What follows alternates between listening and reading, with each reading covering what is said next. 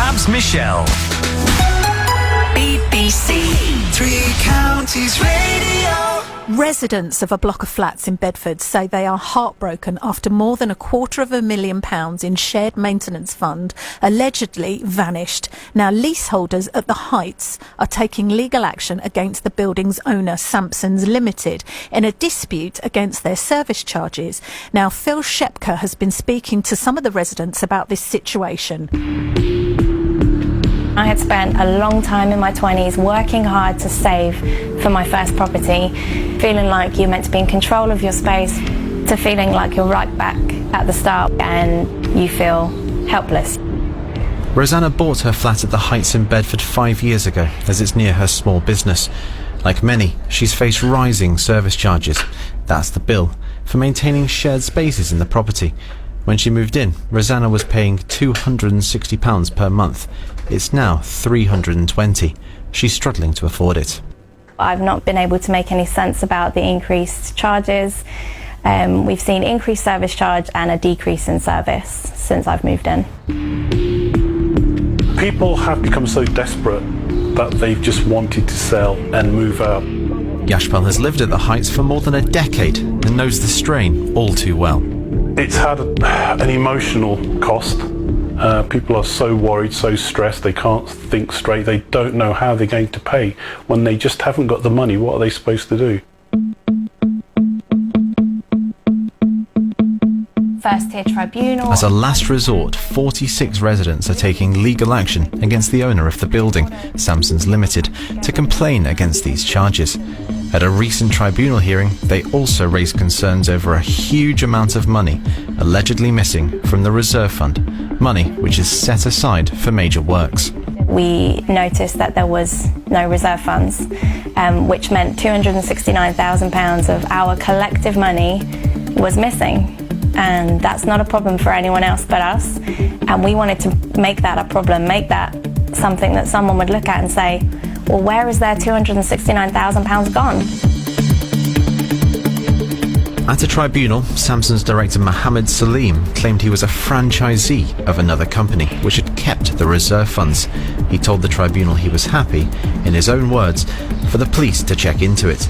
When the judge learned Mr. Salim hadn't reported this to the police himself, he called it remarkable. The tribunal also heard leaseholders' parking spaces, which they own as part of their lease, were put up for pay and display. Mr. Salim has admitted the money goes to his company. Mr. Salim said this was very common practice when car parking companies are instructed to manage car parks. Can you just explain what lengths residents have had to go to protect their car park spaces? A lot of residents got together who were sick of coming home and not having a space to park in, so a lot of people clubbed together and decided to pay for our own bollards to protect the spaces, and that's what we have here. Unfortunately, it didn't last very long. It was within a few months that they became damaged and unusable and vandalised.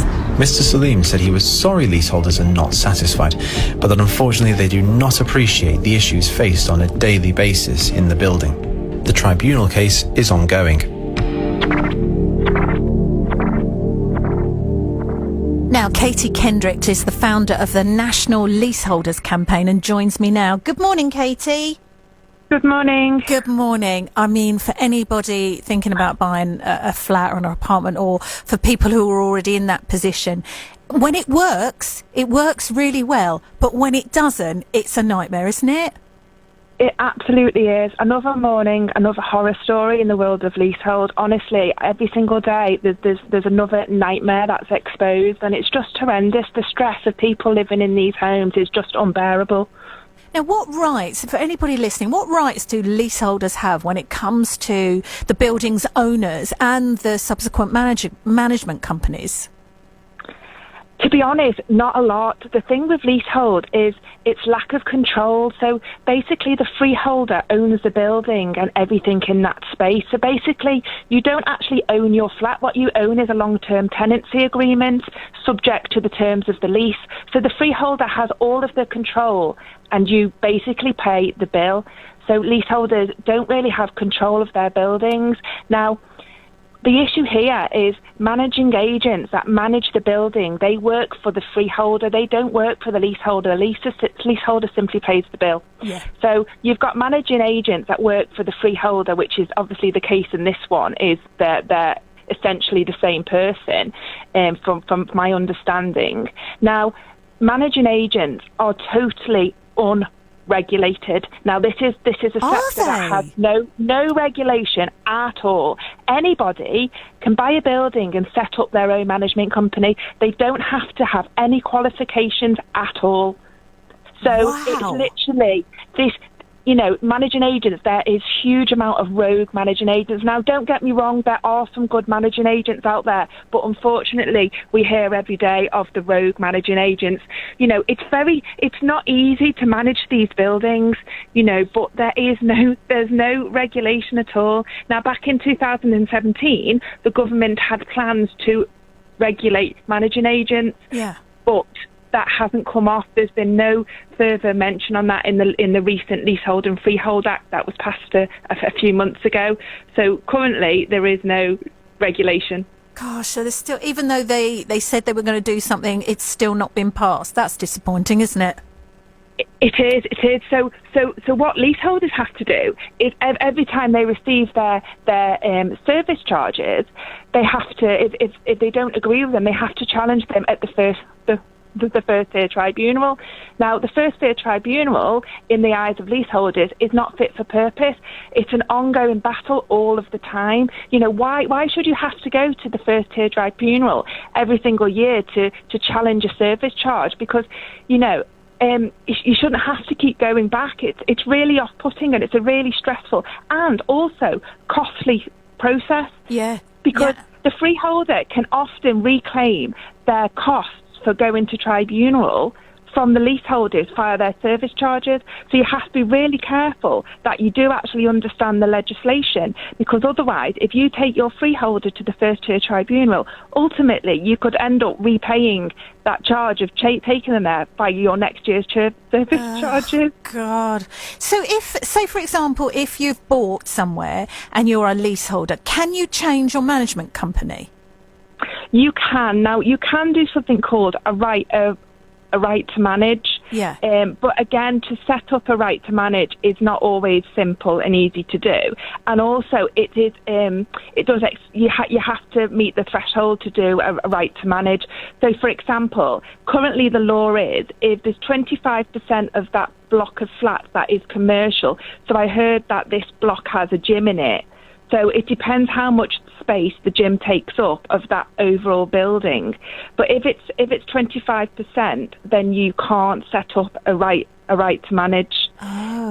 So there is, there's some laws coming through that's increasing that to 50%, but currently it's still 25% that you're excluded the right to manage. You could go to the first tier tribunal and ask them to appoint a managing agent. Yeah. So you could have what's called a court appointed manager. Mm-hmm. But that would be something that the leaseholders would need to apply to the FTT, the first tier tribunal, for. But you have the right to challenge unreasonable service charges, but then it's the definition of what's reasonable. Yes. In your eyes, what's reasonable is completely different to what the freeholder is, classifies as. Nobody here has any dispute with paying for services that they receive. Now the issue with leaseholders is up and down the country, they're having to pay out for services that they're not receiving. Yeah. And it's not that we want money for nothing, it's just that we want the service that people pay for. And if you don't get that service, the only way to challenge it is to go to the first tier tribunal. And again, that's really costly, it's a very stressful process, and it's a process that you have to repeat and repeat and repeat. And people don't want to do this. It's really off-putting. People just want to live in their homes quite peacefully and pay their bills, but they need to receive the service that they're paying for. And in leasehold, it is literally a blank cheque. Yeah, absolutely. I know when I had my first apartment, this very thing happened to me too. But for us, the management company went bust. And so we all got a letter via a solicitor to say that you're going to have to set up your own management company. Well, you know, when you're like, sorry, what? I've got to do what? About what? And for some reason, it was only like a little block of 6 flats, and everyone knew everyone and said, "Oh, well, Babs, will you take it on?" I was like, "No, no. Why do you think I should? Well, you're the most gobby. Can you do it?" So I did it. But oh my goodness, what a palaver! What a palaver! And it was. You know, you think, how have I become a management company and a secretary? All I want to do is live in my flat and go to work, you know, and just have a bit of downtime. And it was letters and emails, and I couldn't get out of that flat, and I couldn't sell it quick enough. And it took a while, you know. And you just think, oh God! And I knew when I was selling the flat, you know, I was just like, well, you know, yeah, we are our own management company, and this is what you've got to do. I tried to be as honest as I could, but not fully honest about what a pain in the backside it was, you know? You were handing to somebody else. Yes, yeah, I did. I was like, yeah, this is, we run it ourselves, and yeah, we have a gardener, and so a cleaner for this, that, and the other, and, you know, everyone pays. Sounds lovely, doesn't it?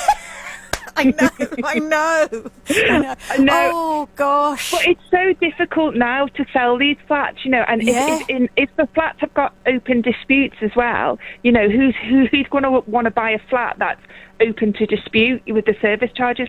And also, you cannot as a leaseholder, because of the terms of your lease, you can't just withhold the payment neither, because the freeholder can pursue forfeiture, and they can come and they can repossess that flat, and you lose everything. Yeah, we tried that. Everything. Got a very rude awakening, and then they said if you continue to withhold payments, exactly that, we will sue you. It was like, we've all got to pay, so let's pay, and then let's sort it out afterwards. But you set up the National Leaseholders Campaign. If people are in this position now, like the people at the Heights, how can you help them with your campaign?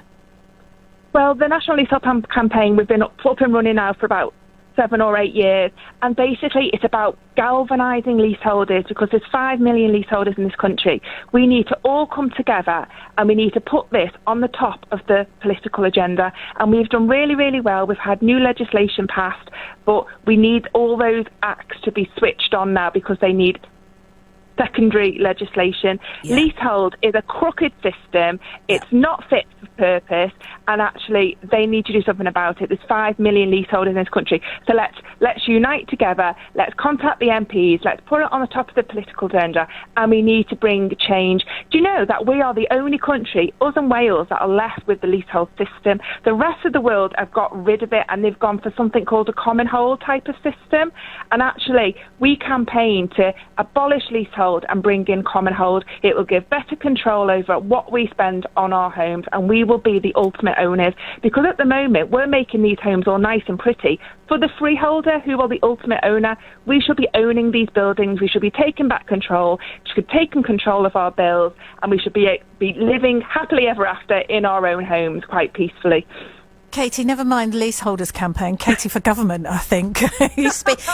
you talk a lot of sense, Katie, and it's so nice to hear somebody making sense. And like you say, that it seems stacked against the leaseholders, and that can't be right. You know, that poor woman saying she's got nowhere to park when she comes in from work, because the people that own the land and the flats, they've sold that off for parking for anybody, like the Wild West. It's because they can see a little bit of extra money for them. This is all it is. It's a cash cow. It's a cash cow. And they will extract as much money from that property, from that land, as they can, and from the leaseholders. It's literally, it's not their home. They don't care. They just want to make money out of it. They shouldn't be making money out of people's homes. It's our homes, and it's our money.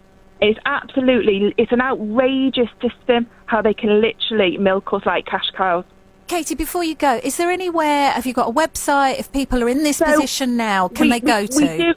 We do have a website, nationalleaseholdcampaign.com, or we have a Facebook group, National Leasehold Campaign on Facebook. We have over 31,000 members, and we're growing every single day. So we do need to unite together. And if you've got insurance commissions, there's a class action if there's been underhand insurance commission kickbacks. There's a class action that's just been launched, so I would recommend people sign up to that. You know, we are fighting back. We're not going to sit down and lie down and accept this any longer. Katie, you're amazing. Thank you so much for getting up early, but just for making a lot of sense about this. And you know, there's power to the people here. You know, we need to get together. People that are leaseholders now need to do exactly what you said, because there is power in numbers, isn't there? Absolutely. There so is. Things. If we don't do nothing will change. Yeah. If we speak out, make a noise, shout, stamp, we will. We can change this. We absolutely can. Katie Kendrick, thank you so much. Katie Kendrick, she's the founder of the National Leaseholders Campaign.